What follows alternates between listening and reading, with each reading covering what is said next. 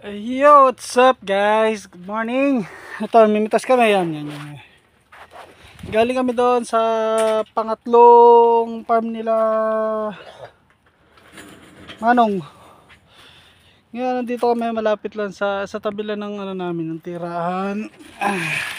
Kakaunti nakuha ngayon dahil puro green pa ang iba. Ngayon, ay kakunti. Siguro kailangan madagdagan yung nakuha namin doon. Pinapanguha uli kami. Yan. Namimitas. Pagka si Manong, nahayaan lang kami. Pagka si Manang, pero sabi naman ni Madam, sa susunod daw kami na mamimitas. Yan, maghahanap. Kahirap lang siya natin. Kita. Hindi. Saan ko? Yan.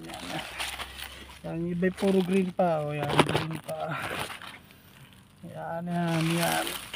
Patalasan lang ng mata. Yan. Dito yan. Wala sila ng mata.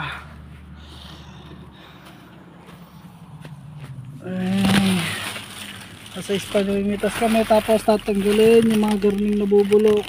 Yan, ito yung mga nabubulok na tatanggalin ito, tapos nilagayan din yan dyan. Yan, pitas yan. So, wala muna ginagawa ngayon.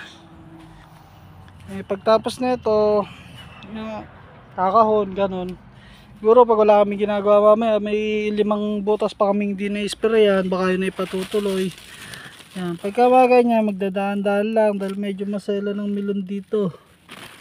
Yan, dahil iba, pagka nadadali ng konti, namamatay, sayang ang milon. Nakakawa rin naman ang may kanya. Nasasayang nila. Yan, gani alalay din. Siyempre, dyan rin kumukuha yung mga napampasahod sa amin. Lang, munting malasakit lang sa ginagawa. At kahit sa panituga naman ang aming amo. Mababait naman. Kaya, kahit pa sabihin may masama, ay patay magagawa. Ganyan sila eh. Yan lang, tis lang. Medyo mainit dito sa loob. Anong oras na ka? Galas 9 yata. Galas 9, sobra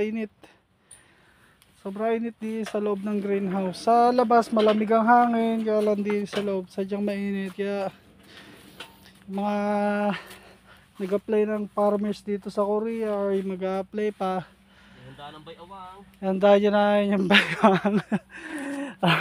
Parang Enrico, galing sa labas yan, umihi yan sa labas. Doon daw ang ihiyan. Ano ba yun? Mapupunta dito yon, yung mga mag-a-apply, o yung mga palis na hindi pa na-experience sa trabaho dito. Asahan nyo na, painit pa ng painit. Sabi lang nung isang kabahay natin dito, mga part na ng magsisimula na init ngayon, kaya lang malamig ang hangin sa labas. Mga part ng June yun, sobrang init na daw. Baka ang trabaho mga alas 4, gano'n magsisimula alas 5, depende sa amo. So yun, sa mga magano yan, dahil yung nakakatawan nyo, dala yung maraming painkiller, dahil sigurado na pagkatag-init, kailangan malakasan yung katawan. Patibayan sa loob ng greenhouse.